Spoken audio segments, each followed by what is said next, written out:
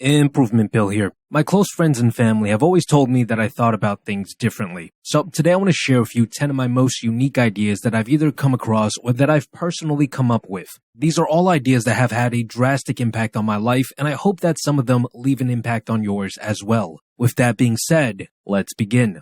Idea number 1. You can max out Parkinson's Law. Parkinson's Law states that work expands so as to fill the time available for its completion, which basically means the amount of time you think you have to complete something is how long it will take you to complete that thing. So if you have a project due in 3 months, you'll probably end up taking 3 months to finish it. Well, it's more like you'll do almost nothing for 2.5 months and then cram it all in during the last couple of weeks. The same thing can be applied to all your dreams and ambitions in life, to all the things on your bucket list. If you think you have decades and decades to live, then chances are it will take you decades before you start taking action to truly chase after these dreams. Luckily for me, I figured out a way to hack Parkinson's Law. See, I've always been a pretty paranoid person to the point where every time I go on a plane, I vividly imagine it crashing. And every time I say goodbye to my friends and family to head off to my next adventure, I will always say something along the lines of, hey, if this is the last time I see you, just remember that I always treasured our relationship. Now, some of you might be thinking that this is a bad thing for someone to be this negative all the time, but I don't feel that way. The fact that I will die does not make me cower in a corner somewhere. I understand that it's unavoidable, which makes me want to experience as much of the world as possible before my time is up. And because I feel like I don't have much time left, it causes me to take action every single day. That's how you max out Parkinson's Law. Idea number 2, everything is a gamble. I remember when I first dropped out of college, my friends and family said, "What are you doing? You're taking such a huge risk." But what they fail to realize is that everything has risk. Staying in college is just as much of a gamble as dropping out. And when I think about it, it's actually the riskier bet. See, I was betting 4 years of my life and what would have been $60,000 to pay for the housing and tuition. If the bet worked out, I would have a job that paid around $60,000, which is only really like $45,000 after taxes. Now, assuming I spent as little as possible and saved every penny I could, I would probably be able to save $20,000 a year, which meant an additional 3 years to pay off my debt. So in reality, I'm actually betting 7 years of my life for a job that might eventually pay me $80,000 in the future if I work hard enough and rise through the ranks of the company. And remember, this bet isn't even guaranteed. There was a chance that I didn't get hired that fast, a chance that the economy experienced some sort of recession, or any number of things. And if I did not manage to get a decent, high-paying job right out of college, I would have been left with a debt that would have shackled me like a slave for close to a decade. On the other hand, if I dropped out to start a business, it would have only cost me a couple $100 and 3 months of time before I would have been able to start making money. And if the bet worked out, I had the potential to make just as much money as a normal job with the possibility that I could make significantly more. And if the bet didn't work out, I would have lost close to nothing. I would not be in debt and I would have the ability to try again. In fact, I could have started 10 different businesses in the same amount of time someone takes to finish one degree, which drastically increases my chances of one of them being a success. I would have also had the option to pivot to a trade school, which only requires 2 years of time and much less money. Now that I've laid all of this out on the table, all of a sudden, taking the safe route doesn't seem that safe anymore, does it? Just remember, you are always gambling, no matter what choice you're making. So make sure to take some time and look at what you're actually betting on. Look at all the pros and cons. Only then will you start winning more. Idea number 3, buff yourself with rituals. Have you ever played a video game where you can buff yourself, where you can make your character move faster or hit stronger, all by chanting a spell or consuming a special object? Well, the same thing can be done in real life with rituals. See, the week before every New Year's, I will try to do 100 free coaching calls, and then on New Year's Eve, I will fast for the entire day and spend the large majority of my free time thinking about what I want to do the next year. This is a ritual that I made up and one that I've been sticking to for the past 3 years, and the reason I do this is because I believe it helps me end the year on a good note, and I believe that it cleanses my mind so I can figure out exactly what I should focus on for the next year. When you create a ritual that you believe in and stick to it, you're essentially casting a spell on yourself, a spell that can get you into a certain state of mind. Think of it as a tool you can use to prepare yourself for something important. That's why so many famous athletes have rituals of their own that they do before their game starts. They want that extra speed, that extra confidence, that extra whatever they believe their ritual blesses them with, so that they can gain that extra edge and win. Come up with your own ritual and use it to power yourself up before battle. Idea number 4, we're all actors. I find it very interesting when people say just be yourself, because who are we, really? If you think about it, the person you are now is probably very different from the person you were 10 years ago. And to take it even further, we don't usually act the same way around different groups of people, right? Do you speak to your parents the same way you speak to your best friend or the way you speak to your significant other? Probably not. And that's because we are actors. We play different roles depending on which movie set that we're on. The current version of you is just a role that you've been playing for a while. And the truth of the matter is you could change it up if you so desired. All you would have to do is go on to a different movie set, which basically means go somewhere new, somewhere outside of your comfort zone, where there are no expectations from the environment for the old you, and more importantly, where there's no one around you speaking to you as if you were the old character that you used to play. The reason it's hard to grow as a person when you're with people that have known you for a long time is because this new character that you're trying to play just doesn't make sense to them. Right? If you were watching Titanic and all of a sudden Leonardo DiCaprio, playing Jack, started acting like Leonardo DiCaprio from Wolf of Wall Street, of course, people would resist and respond negatively. So if you want to grow as a person and discover who you really are, go to completely different movie sets and experiment with different versions of yourself. Once you do, you'll start to realize which personality traits you truly enjoy. And then you can create a version of yourself that you're proud of. And once you get comfortable playing this version, you can return to your old environment as the new and improved you. Idea number 5, lower the bar. Oftentimes we'll get overly excited and raise the bar too high. We'll tell ourselves that we're going to build all these new habits and do all these great things starting tomorrow. And we both know how that tends to play out.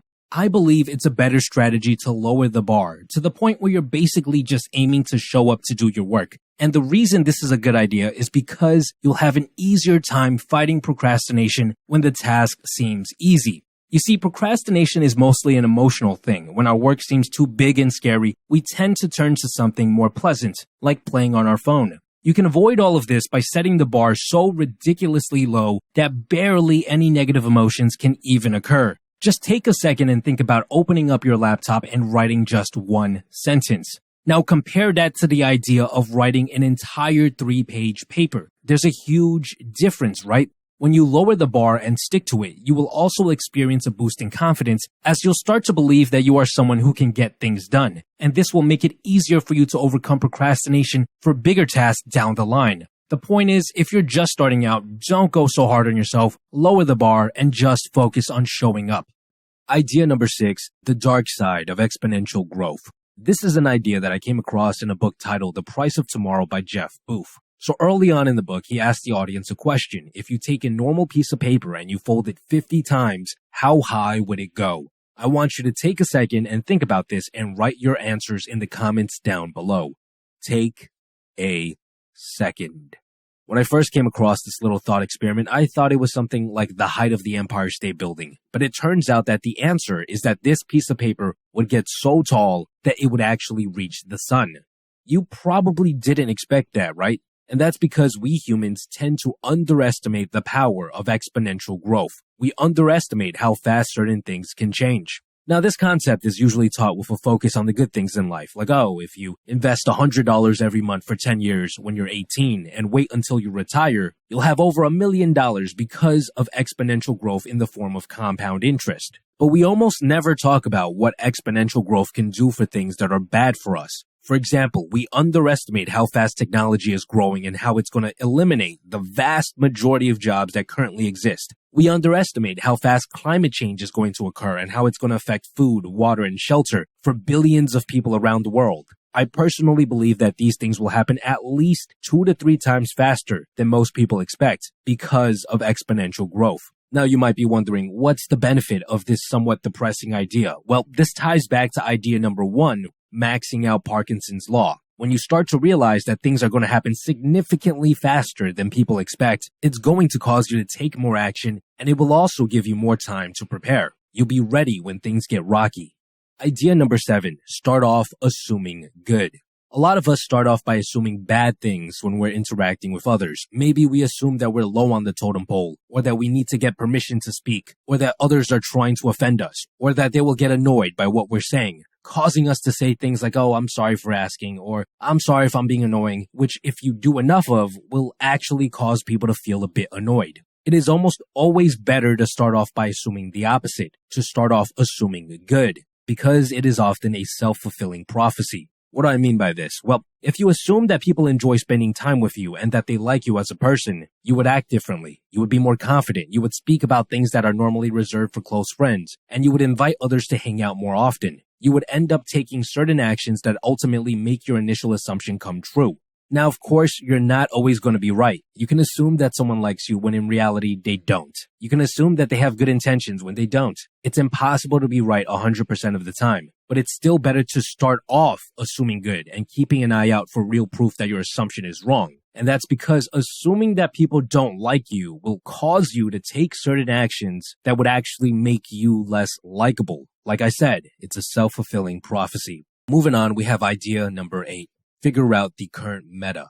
Back when I was a kid, I played a lot of games, and every time a new patch came out bringing new changes to the game, I would go online and try to figure out what the new meta was. The meta is a term often used by gamers, and it refers to the most effective strategies currently available. Now, what's interesting about the meta for most games is that it is constantly changing. As new features are added, the best strategies with the highest chances of success would change as well. Metas of the past would often become outdated, no longer giving you the highest chance of winning. Oftentimes, they would become so subpar that you were almost guaranteed to lose. And I believe the same thing applies to the game of life, right? This game that we're playing is constantly changing. There are new features being added in the form of new social media platforms, new scientific discoveries, new government policies, and even new technologies, just to name a few. Which means that many of the strategies your parents and society taught you to follow when you were younger are now outdated. They are no longer the most optimal strategies. And you are almost destined to lose if you stick to those teachings if you are competing with people who keep themselves updated with the current meta. Now, figuring out the metagame is actually pretty easy. All you gotta do is simply figure out who the best players are for the game you want to play. Keep an eye on what they are doing and the new strategies they are experimenting with and replicate the ones that seem to be working over and over again. Idea number 9, people come for the experience. If you think about it, every single interaction that you have with others releases chemicals in their brain. These chemicals mix together and create an experience. If the experience you provide to the world is an enjoyable one, people will come back craving more. For example, let's say you've got a great sense of humor and you know how to make people laugh. Laughter causes the brain to release dopamine, oxytocin, and even serotonin, all of which make the person feel really good. On the other hand, let's say you're someone who does not adhere to idea number 7 and you assume bad things. When talking to others, you often misinterpret their words as personal attacks. You get upset and you snap back, and maybe you even start a verbal argument. This causes their brain to release cortisol, aka the stress hormone, and it would also activate their amygdala, which creates a sense of fear, all of which make the person you're interacting with feel bad. Which experience do you think people would prefer? Which one do you think they would like to repeat? Learn to improve the experiences that you offer to the world, and you'll be able to make friends effortlessly wherever you go. And finally, idea number 10.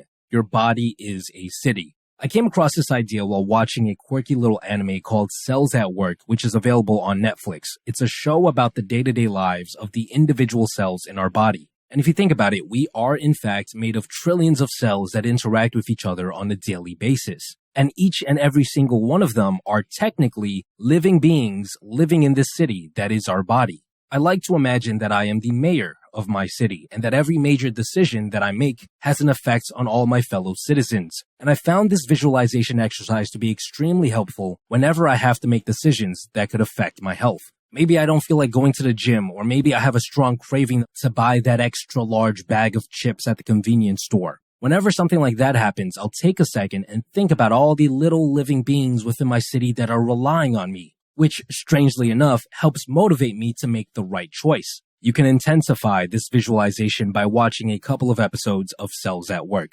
This idea can also be helpful to those of you that feel like you have no impact in the world, because to the citizens of your city, you are their whole world. The decisions you make in life, however small they might seem to you, are all huge events that dictate the quality of life for your people. And that's it. If you enjoyed this video, I think you would also enjoy my video titled 50 Life Lessons, which I will link to as well.